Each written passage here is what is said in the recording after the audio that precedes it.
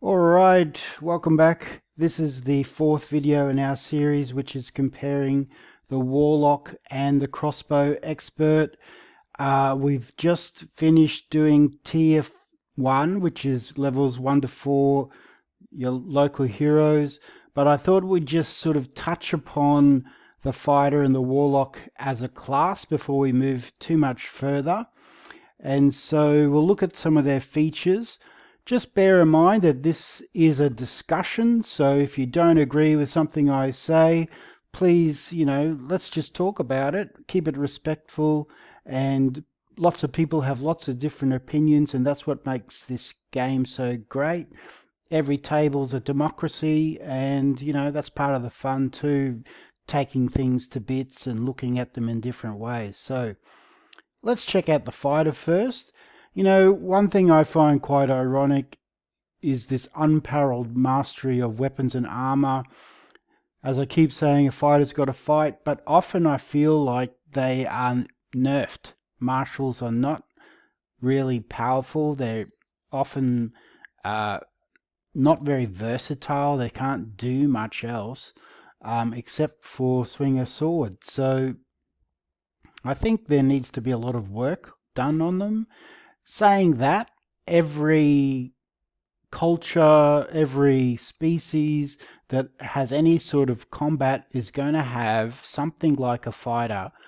And so there's a lot of potential for the fighters to be sort of role played in different ways, and experienced role players will come up with interesting ideas that they can have for the fighter. But at the same time, it's one of those classes that's easy to get a hold of. And so if you've got a new player that can join in a party and they don't know much about different spells and they haven't learnt that Fireball's the only spell you need yet, that they can play a fighter and basically get a hang of the game before they need to study up on all of the different things that you can do. In the case of this character, fighters can be strong or dexterous, and I have chosen a dexterous fighter because they're using the crossbow. So fighters get a D10 for their hit points plus a constitution modifier. You're going to want to have a good constitution, and we get that all the way up to 20 in this build. I'll be taking both of these characters from level 1 to 20. So it's going to take a few videos, and I've created a whole playlist of this. So subscribe to the channel and check out this playlist if you want to watch everything from 1 to 20. The playlist is just the one that you're on right now, which is comparing the Warlock and the Crossbow Expert. It's a showdown. You can see that the fighter gets strength and constitution saving throws. I think that should actually be an option to have dexterity as well, or why not just give them the dex one? Really. The skills: acrobatics, animal handling, athletics, history, insight, intimidation, perception, and survival. Why not stealth? I know that stealth is the thieves thing, and definitely they deserve to keep that. But fighters also have scouts, as we've seen in the last video about backgrounds. There's a lot of scope for stealth in a fighter as well. Anyway, let me know in the comments what you think about this sort of stuff. No tools. I think that the fighter could be given one set of tools. Often they did their own armor repairs or weapon repairs on the battlefield, so something like that, or even just survival. A lot of like the Fianna of ancient Ireland had to live outside for 6 months, so survival would have been very useful in a Celtic setting. Their equipment is really nothing to write home about. They get chainmail and leather. One thing I find difficult with this Crossbow Expert build is that you give them chainmail so they get the best armor class that they can, but that means you're missing out on a good ranged weapon. So you come here and you basically have to use this one, use one of these martial weapons as your hand crossbow to be able to use this build. And that means that when you come here, you don't have any bolts, basically. So I usually get, the hand crossbow and another weapon just as my backup weapon. And you probably have to take the light crossbow and 20 bolts just to have some bolts. But generally, because you get that 10 GP, I buy some bolts. Dungeoneers pack, Explorers pack, that's up to you. You don't want a lot of equipment because your dexterity is going to be higher than your strength, and probably I tried this build actually dumping strength because I was trying to make a gunslinger as well. I'm talking about my character here, not the character that I've made for this video. So gunslinger has a lot of other things going on. They need wisdom and a few other things. And by the way, constitution, you want to keep your constitution high. So the strength was not high, and it really doesn't work with a fighter. You still need enough strength to wear armor. One of the things fighters get is second wind, so you can insert your fart jokes here, and basically it's 1d10 plus your fighter level. I found this interesting because I was recently playing a game where I was fighter paladin. I just wanted to try to create a cavalier knight sort of character, and I found that this actually went against me because my fighter level was only 3rd level, and because I just wanted the cavalier stuff, and in particular I wanted the born in the saddle feature. And so even though it was a high level game, 10th level, I could only do this second win for 1d10 plus 3 hit points, and so that's not that impressive, especially at 10th level. I would like to see this changed to 1d10 plus your, dare we say, martial level? Maybe paladin, ranger, monk could be counted as that. I don't know. What do you think?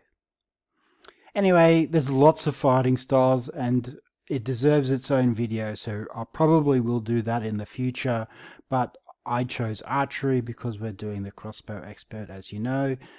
There's a lot of other ones out there, and every splat book adds more, and so go ahead, but really for this build you want archery. So in summary of the tier 1 fighter, you've got your fighting style, you've got second wind, you've got action surge, which we may talk about a little bit more later, but really it's just another action. And in some ways, going 2nd level fighter actually helps spellcasters because you get another action, and so you can use this to actually cast spells, and I think that's broken about it. I think that this action surge should only be for weapon attacks. Martial archetype we've talked about a little bit before. We're choosing Battle Master for this, and then ability score improvement or a feat that we chose Sharpshooter. Martial versatility is interesting. I don't know what I think about martial versatility. Either it shouldn't exist at all because once you've learned something you shouldn't be able to undo it, or as one of the complaints about a fighter is that they don't have any sort of versatility, is this almost essential? Should it be provided for? Let me know in the comments what you think about that. But crossbow expert feat, which was what we took at 1st level, and that's why we're a variant human, is what this is all about, and we're basically trying to get that extra attack with our hand crossbow, which everyone thinks is broken, or not everyone, some people think, and really it's not, because this is what fighters should be able to do. So that's what the summary of that character is. Then we're going to move on to the Warlock. We've already covered Dark Vision before, so we won't do that again, but we're going on to this 1st level Warlock, And the features are D8, which I think is too high. It should be D6. And the proficiency is light armor. I don't see why the Warlock has armor proficiency. It has simple weapons, which is fair enough. Saving throw, wisdom, and charisma. Wisdom, they entered a pact with a devil or a demon or something. They basically, their soul is on the line here. Is that wise? I don't think so. I think intelligence would be better here, or something else. Anything but wisdom, because I think it's actually the anti-wisdom class. I don't really like charisma being a spell attached to spells. It used to be just about personality, but now I think the game is confusing wisdom and charisma even more. But anyway, skills, arcana, you definitely want that. Maybe deception is good, especially because you've got a high charisma.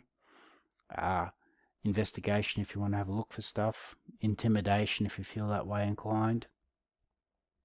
What do you think about light armor for warlocks?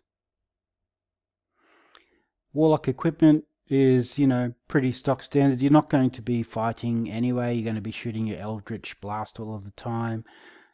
Component pouch with an arcane focus. You need something like that to cast your spells. Spell components, especially material components, are broken in this game. Nobody really goes around searching for all the little bits and pieces that they need. Some DMs might do it. Are you the sort of DM that forces characters to go to purchase back guano or going into caves to find that? Let me know. Anyway, moving on. So they get this otherworldly patron, they get a pact, they get eldritch invocations, which is one great thing, pact boons, and then the ability score improvements. They get spells, they get a lot, and it's great. I love warlocks, don't get me wrong. I'm not beating up on the warlock, we're just talking here. But one thing that's very interesting is this otherworldly patron, and basically if you want to become the centerpiece of the campaign and get the most, or if a great portion of the DM's time, become a warlock. And in some ways they're sort of like the opposite of a paladin, in that, and that a paladin, but also equally annoying is the point I'm trying to make, in that the paladin sort of gets in everybody's way by demanding them all be moral and being a goody two-shoes, whereas the warlock is slowly going towards evil if they're played properly, because the patron is trying to corrupt them, right, and damn their soul. So I don't know about you, but playing with an evil character, or a character that is prone to evil acts, I don't find as much fun as I did when I was young. These days I like to play heroic characters, and I like to be a force of good. That's just my playing style. It doesn't fit with everybody else, but I'm always interested in... It's an interesting story, don't get me wrong, especially if the player themselves wants to try to remain good, but you've got this fiend trying to corrupt them in the background. So there's lots of different otherworldly patrons, and that deserves its own video, so we're not going to go into all of them, but we are going to go into the fiend, and that involves these extra spells. And who doesn't want fireball, really? Burning hands is also good because it gives you some fire damage, which is yet another type of damage that the warlock has that the fighter doesn't, unless you want to bring back fighting with a torch for 1d6 damage, which used to be part of the game but doesn't seem to be anymore. And warlocks also get the Dark One's Blessing, which is basically some temporary hit points if they kill somebody. So what could be evil than that? More evil than that. Anyway, that's a quick overview of the Warlock and the Crossbow Expert. Let me know in the comments what you think. Please like, subscribe to this channel, and click on the notifications to keep in contact, and I'll see you in the next video. Bye!